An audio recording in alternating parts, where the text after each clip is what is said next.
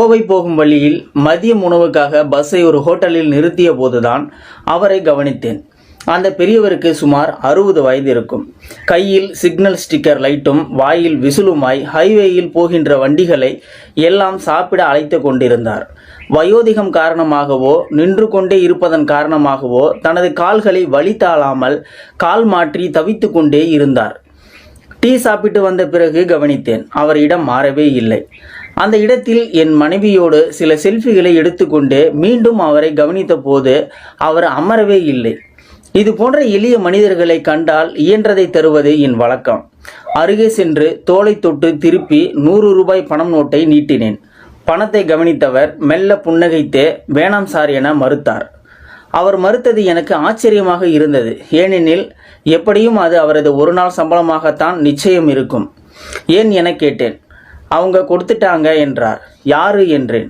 திரும்பி பஸ் அருகே நின்று கொண்டிருந்த என் மனைவியை காண்பித்தார். நிச்சயமாய் நான் கொடுத்ததைப் போல அவள் கொடுத்திருக்க வாய்ப்பே இல்லை. பணம் கண்டு பேராசைப்படாத அவரின் உண்மையை சொல்லி வேண்டாம் என மறுத்த அவரின் நேர்மையும் எனக்கு மிகவும் பிடித்திருந்தது. மெல்ல மெல்ல பேச்சு கொடுத்தேன். பேர் என்னங்க ஐயா? முருகேசனுங்க. ஊரில் என்ன வேலை? விவசாயமுங்க. எத்தனை வருஷமாக இங்கே வேலை செய்கிறீங்க? 4 வருஷமாக செய்கிறாங்க. ஏன் விவசாயத்தை விட்டீங்க? மெல்ல மௌனமானார். தொண்டை அடைத்த துக்கத்தை மெல்ல மெல்ல முழுங்கினார். கம்மிய குரலோட பேச துவங்கினார். ஆனால் என்னோடு பேசி கொண்டிருக்கும் பொழுது அவரின் முழு கவனமும் சாலையில் செல்லும் வண்டிகளை அவ்வப்பொழுது அழைப்பதிலேயே குறிக்கோளாகவே இருந்தது. எனக்கு திருநெல்வேலி பக்கம் கிராமங்க. ஒரு பொண்ணு ஒரு பையன். விவசாயம்தான் முழு நேரம் பொழப்பே நமக்கு. ஆனால் மழை இல்லாமல் விவசாயம் எல்லாம் பாழா போச்சு. நானும் முடிஞ்ச வரைக்கும் கடனை உடனே வாங்கி என்னென்னமோ பண்ணி பார்த்தேன். ஒன்றுமே விளங்கலை. கடைசி வரை கடவுளும் கண்ணையும் திறக்கலை. இதுக்கு மேலே தாளாதுன்னு இருக்கிற நிலத்தை விற்று கடனை எல்லாம் அடைச்சிட்டு மிச்ச மீதியை வச்சு ஒரு வழியாக பொண்ணை கல்யாணம் பண்ணி வச்சிட்டேன். பையன் இருக்கானே, அவனை படிக்க வைக்கணுமே. அதுக்காக 4 வருஷத்துக்கு முன்னாடி தான் இங்கே வேலைக்கு வந்து சேர்ந்தேன். 3 வேளை சாப்பாடு, தங்க இடம், மாதம் 7500 ரூபாய் சம்பளம். இந்த வேலையை பார்த்துக்கிட்டே பையனை இன்ஜினியரிங்க்கு படிக்க வச்சேன். படித்து முடிச்சுட்டு போன மாதம்தான் பையன் கோயம்புத்தூரில் வேலைக்கு சேர்ந்தான். அப்படியா? உங்கள் பையன் இன்ஜினியரா? சூப்பர் பெரியவரே. சரி, அதான் பையன் வேலைக்கு போகிறான்ல, நீங்கள் ஊரோட போக வேண்டியது தானே பெரியவரே? நிச்சயமாக போவேன் சார். பையனே நீ கஷ்டப்பட்டது போதும்பா, வந்துடு, நான் எல்லாத்தையும் பார்த்துக்கிறேன்னு தான் சொல்கிறான். ஆனால் இன்னும் கொஞ்சம் கடன் இருக்குது. அதையும் அடைச்சிட்டா ஊருக்கு போயிடுவேன் சார். எப்போ எல்லாம் அடையும்? இன்னும் ஒரு 5-6 மாதம் ஆகிடும் சார். சரி, கடவுள் இருக்காரு பெரியவரே, இனி எல்லாமே நல்லதாகவே நடக்கும். பெரியவர் சிரித்தார். நாங்கள் பேசி கொண்டிருக்கும் பொழுது ஹோட்டலில் இருந்து ஒரு பையன் வந்து அவரிடம் காதில் ஏதோ சொன்னான். பெரியவர் முகம் மலர்ந்தார். கொஞ்ச நேரம் உட்கார சொல்லியிருக்காங்க. என்ன சொன்னீங்க சார்?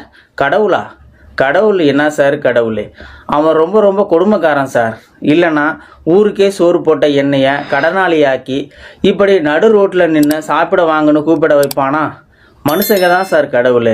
முகம் தெரியாத என்னை நம்பி இந்த வேலையை தந்து நான் வேலைக்காரன்னு தானு கூட பார்க்காம இதோ இந்த வயசானவனுக்கு கால் வலிக்குமேனு உட்கார சொல்கிற என் முதலாளி ஒரு கடவுள். உங்கள் அப்பா ஏன் இப்படி கஷ்டப்படணும்? பேசாமல் நம்ம கூட வந்துருக சொல்லு.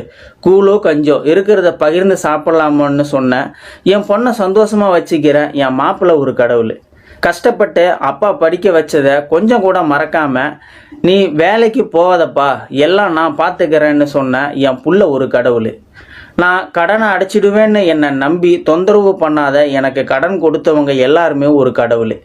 இங்கே வந்து என்னைய சக மனுஷனாக மதித்து அப்பப்போ ஆதரவாக பேசுகிற உங்களை மாதிரியே இங்கே வர்ற ஆளுங்க எல்லாருமே கடவுள் சார். மனுஷங்க தான் சார் கடவுள்.